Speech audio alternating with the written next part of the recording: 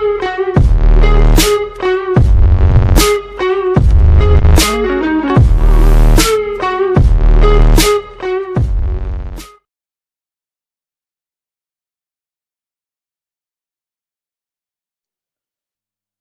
অঙ্কটি করা শর্ত হচ্ছে পুনরাবৃত্তি করা যাবে না।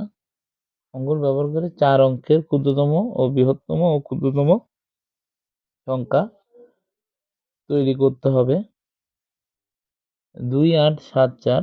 তাহলে বৃহত্তম সংখ্যাটি হবে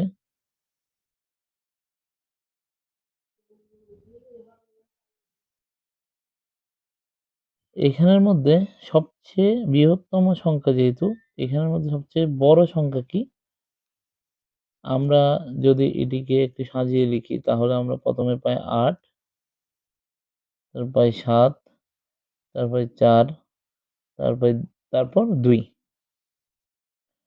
তাহলে সবচেয়ে বড় হচ্ছে 8, তারপর 7, তারপর 4, তারপর 2। তাহলে বৃহত্তম সংখ্যা লিখতে হলে সবার আগে বড় সংখ্যাটিকে লিখতে হয়। তাহলে আমরা লিখব 8, 7, 4, 2। আর যদি আমরা ক্ষুদ্রতম সংখ্যাটা লিখি তাহলে 2, 4, 7, 8। তাহলে আমরা পেয়ে গেলাম বৃহত্তম সংখ্যা 8, 7, 4, 2। এখানে কোনো অঙ্ককে পুনরাবৃত্তি মানে 2 বার লিখা হয়নি। এরপর খ নাম্বার অঙ্ক দেখব। 9, 7, 4, 1। এগুলোকে যদি আমরা সাজিয়ে লিখি বড় থেকে ছোটতে, তাহলে আমরা পাই 9, 7, 4, 1। তাহলে বৃহত্তম সংখ্যা হচ্ছে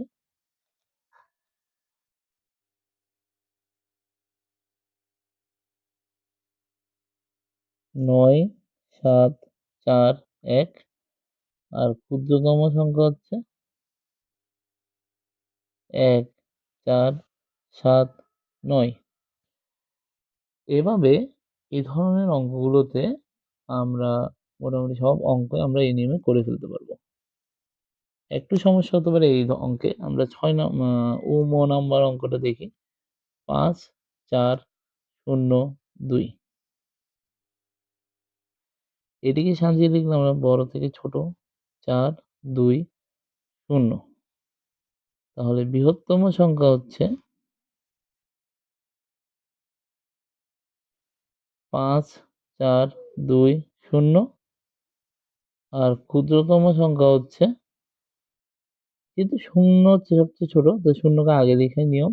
কিন্তু 0 যদি আগে লিখি তাহলে এটির কোনো অর্থ হয় না। তাই সংখ্যাটি 3 অঙ্কের হয়ে যাচ্ছে। এবং আমরা যদি লিখি তাহলে হয় কি, 0 যদি আগে লিখি তাহলে 2, 4, 5। তাহলে যেহেতু 0 এর কোনো অর্থ নেই, তাহলে সংখ্যাটি হয় এরকম। এরকম হলে এটি তো 3 অঙ্কের সংখ্যা হয়ে যাচ্ছে। 4 অঙ্কের আর থাকছে না। তাই এই ক্ষেত্রে 0 কে আগে না লিখে ১ম এ 2 লিখতে হবে।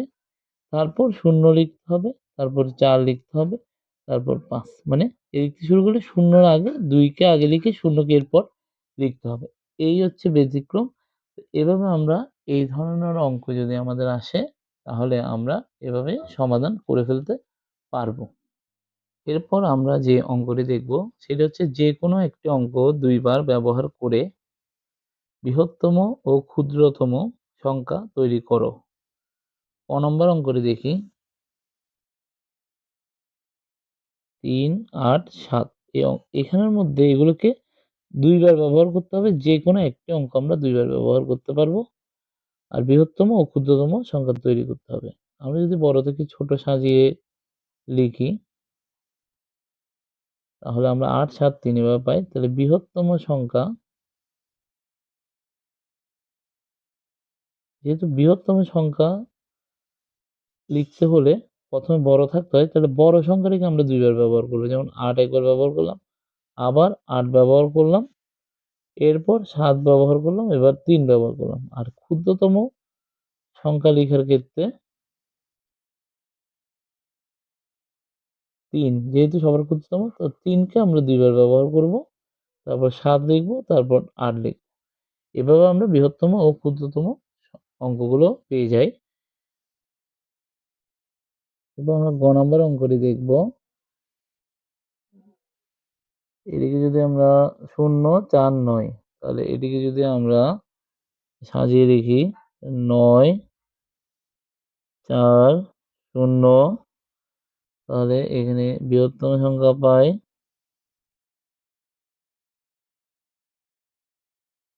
যেহেতু বৃহত্তম সংখ্যা হচ্ছে 9 তাহলে 9 কে 2 বার ব্যবহার করব 4, 0 আর ক্ষুদ্রতম সংখ্যার ক্ষেত্রে এখানে ক্ষুদ্রতম হচ্ছে কি 0 হচ্ছে সবচেয়ে ক্ষুদ্রতম কিন্তু 0 তো আগে বসতে পারবো না। তাই 4 কে প্রথমে আমরা আগে বসিয়ে দিব। তারপরে এই 0 কে 2 বার ব্যবহার করব। তারপর হচ্ছে 9 কে বসাবো।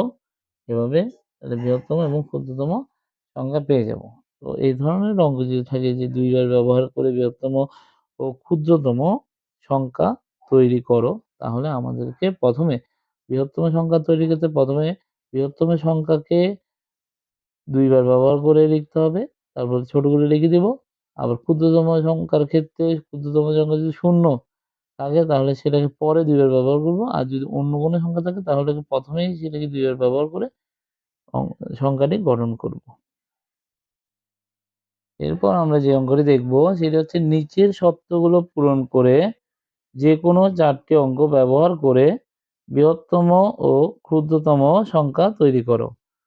তো আমরা ক নাম্বার অঙ্ক যেহেতু দেওয়া আছে তাই আমরা খ নাম্বার অঙ্কটি দেখব। 4 অঙ্কটি সবসময় দশকের স্থানে থাকবে। যেমন এখানে আমাদের যে প্রশ্নটি দেওয়া আছে সেটি হচ্ছে এই যে বৃহত্তম লেখা আছে, বৃহত্তম সেখানে একটি ঘর দেওয়া আছে, 2 ঘর, তারপর আছে 4 এখানে 4 দেওয়া আছে, তারপর হচ্ছে খালি ঘর। এভাবে দেওয়া আছে। তাহলে 4 যেহেতু দশক স্থানে সবসময় থাকবেই। আবার ক্ষুদ্রতম